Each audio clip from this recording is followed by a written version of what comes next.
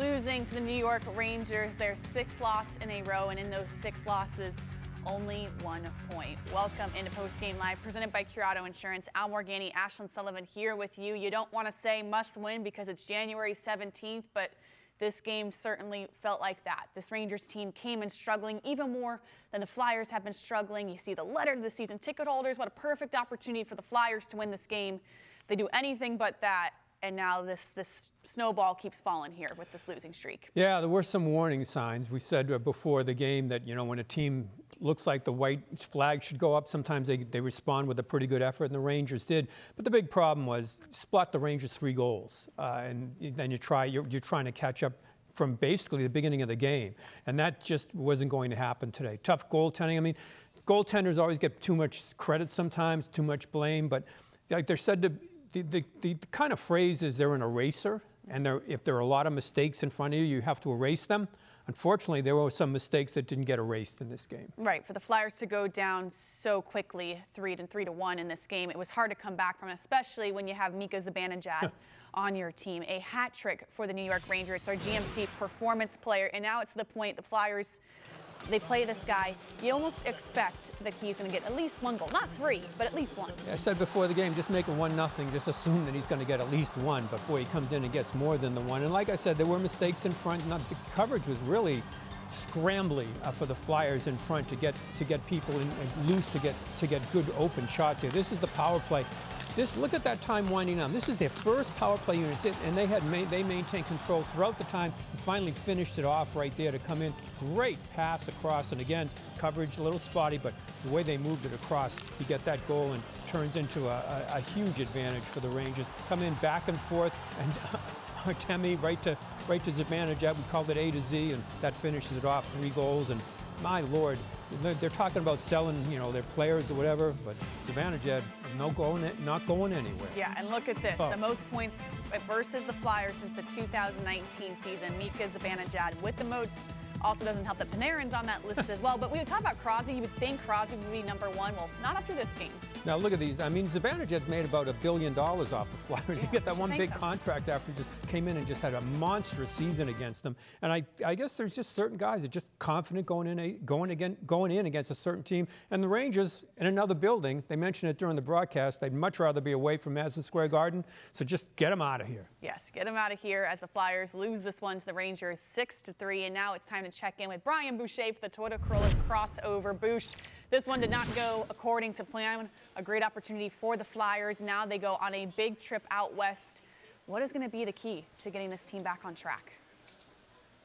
Got to try and win a game 2-1 is what they have to do. I mean, it really has to be the focus to defend much better. I mean, I know some goals happened quickly in this game and kind of got them probably rattled a little bit, but I think the mindset has to be to just grind out a 1-0, 2-1 victory and see if you can get things back on track that way. But once the Rangers got up by a bit, the Flyers started to get on the wrong side of puck battles, and it went the wrong way. And when you have talented players like the Rangers have, and you give them odd mans the way the Flyers did, goals can happen quickly. So for the Flyers, it's got to be better defensively. They need better goaltending. And they've got to find a way to win a game in a tight manner. So, Bush, can you take anything out of a third period? I mean, sometimes teams will say just win this 20 minutes and it'll get us at least something going into the next game. Is that just cliche stuff, or can a team actually build something off winning just that period in a game like this? No, absolutely. You can garner something from it, and you have to. I mean, the Flyers own the chance department in that third period. Now, I guess the bigger question would be, why did they do that? Did the Rangers sag enough to the point where the Flyers took over as a bit of fool's gold?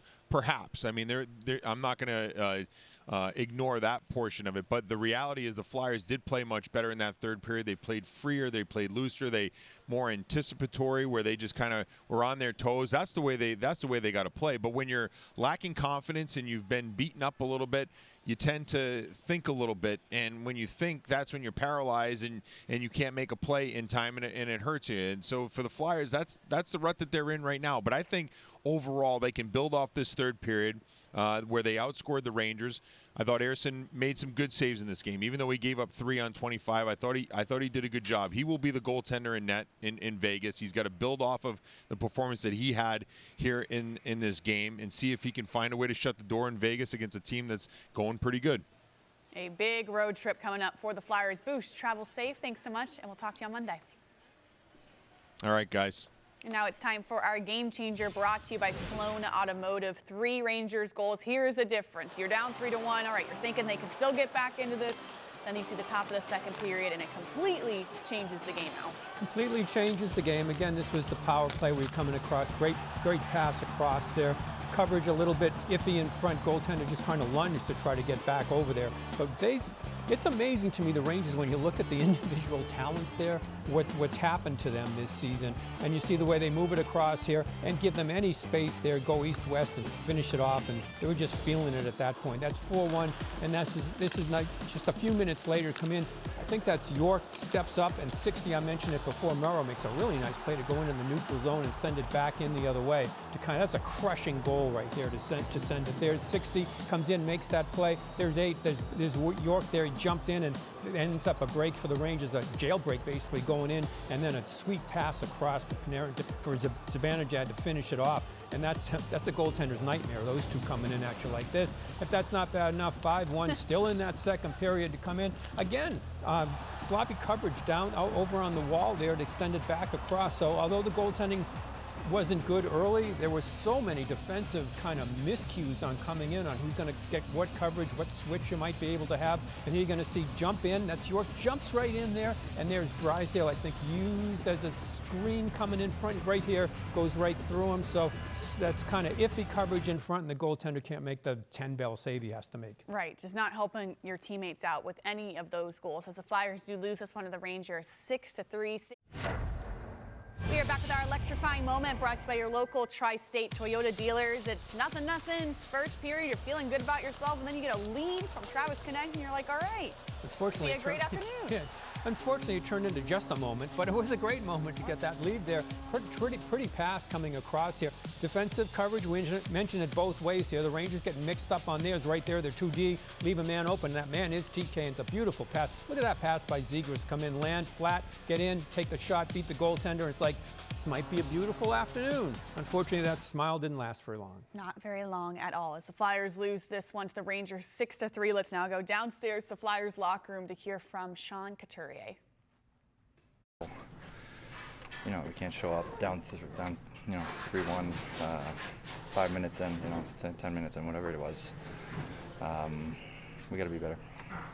You've obviously been in these sorts of situations throughout your career. How do you get out, and how does the team ultimately get out of this? I think it's just important to stick together. There's a lot of pressure, outside noise, but it's on us to figure it out and stick together, and we'll come out stronger. Did you get the sense that the team is tight? Or are they too tight? Are they too loose? What's the feeling there? It depends on each guy, I guess you ask. I think as a group, we know we're in a funk. We're trying. I think we're just not smart right now. We're putting together a couple good shifts, and then we make big mistakes that cost us, and we can't play that type of hockey. When you're giving up that many backdoor goals, how much of that is structural kind of breakdown coverages? Yeah, exactly. That's what I mean. Like I said, we put a couple of good shifts together, and then next thing you know, we give up easy chances, quality chances as well. So we gotta be better. In the past, we've talked about being a little disconnected. It seems like that, especially in the defensive zone of what's going on right now. You've gotten out of it in the past. Do you kind of draw from that a little bit, having experienced a little bit with the disconnect? Yeah, at times we're disconnect, like you said. But like I said, we got to stick together, stick to the way we want to play. We know the kind of game we want to play. We're just kind of deviating at times, and it's costing us big time. So I'm going to repeat myself, but we just got to stick together, grind harder, and we'll get out of it. We'll get stronger out of this. A message from the captain, Sean Couturier, there. There is a lot of outside noise because there was high expectations for this team. The start of the season, flawlessly for the Flyers, and they've dug themselves in quite a hole, especially when you look at this goaltending situation. I was frankly surprised that Kolosov got the start today. You're sending a message to Sam Ersson that, hey, you're not our guy, but then, oh, by the way, we need you in this game. They did need him in this game. And Kolosov, I will say, I mean, it was ugly in front of him, but you got to get at least one big save out of this situation early in the game, because you can look at this, okay, left wide open there. Somebody, I mean, there's mixed coverage by the Flyers in front, so a man's wide open there, not the man you want to be left open. This one here by Zibanejad, I think just floats through, just gets past him. The goal just beats the goaltender clean from distance there. That really, really hurt in front. And then it's like within no time at all, the Rangers kind of stay wide on this one too. You come in and just blow another one past them, and that's it. I mean, it's been a while since I'm trying to remember seeing a goaltender pulled that early with number of shots, like 3 shots, you're gone. Because we have to have it. Just has to be better here. Ersson comes in and makes some pretty good saves to come in. Ersson's been put in this is a tough spot for a goalie. Coming in, you're behind 3-0 already, and the Rangers are starting to feel it. So he made some good saves very early into this, 2 and 3 times.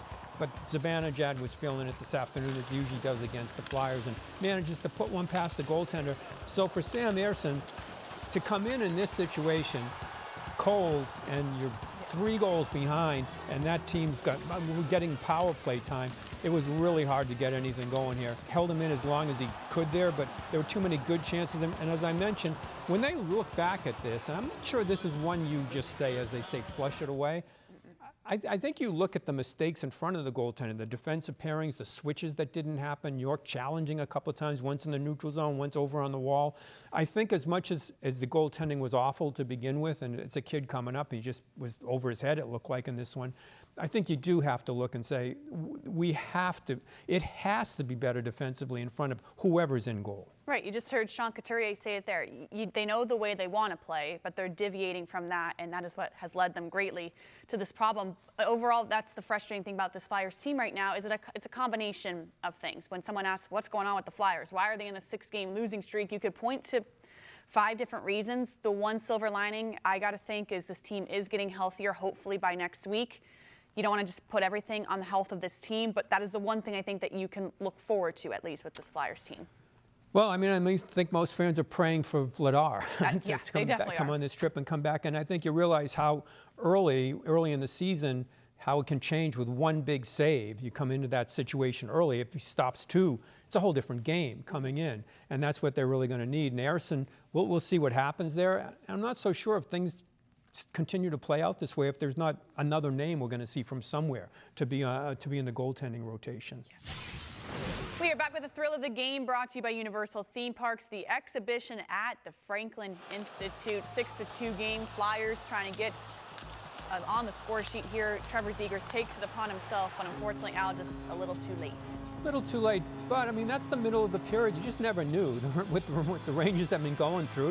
It's not Sturkin there in goal. Comes in and finishes it off, and there's the effort in front. That's what Boucher was talking about. 3rd period coming in, even despite the score, to come in and get that opportunity there. Pretty good pass across there, off the skate. So take advantage of your opportunity. Again, the Rangers coverage at times, like the Flyers. That's why they are where they are right now. But that was the only good sign here for all afternoon, that you didn't give it up in that 3rd period. But boy, I'll tell you, it sets up for a really meaningful road trip. It's very important 3 games out west as we go downstairs to hear from head coach Rick Tocchet. Structure is such a hallmark of this team, has really kind of fallen away. How has that happened at this point, this individual season? Yeah, the last 4 or 5 games. Well, you know, we can't. We're not a team that can open it up, right? You can tell. And when you're a little bit tired, some guys have lost a little bit of confidence. You got to stay with structure. So running around, that's something we started from training camp. So it's on me to get these guys back on the rails. But we just have to play a certain way to be able to compete.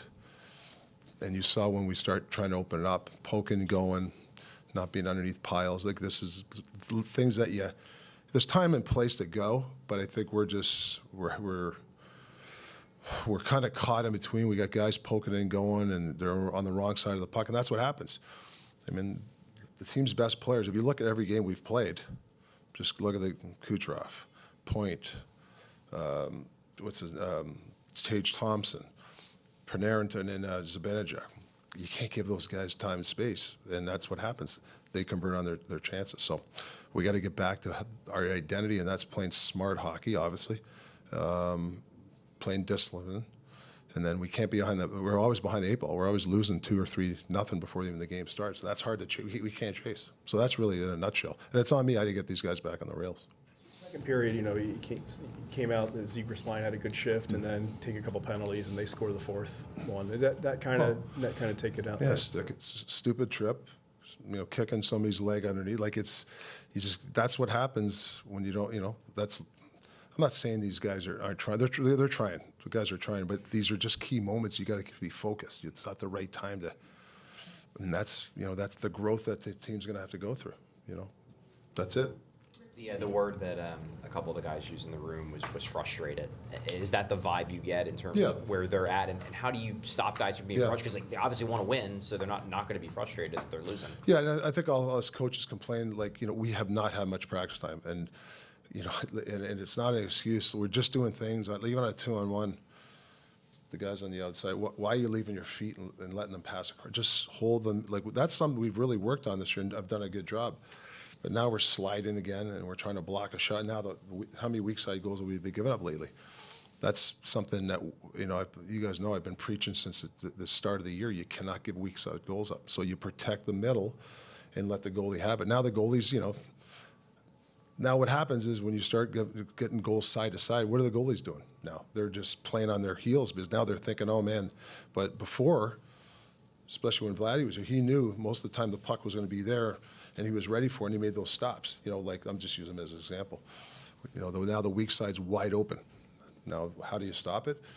Well, we got to keep on practicing it. We got to keep preaching, and we need our leadership group and our best players to also do it too. You can't go rogue on us either. So it's kind of a nutshell of that.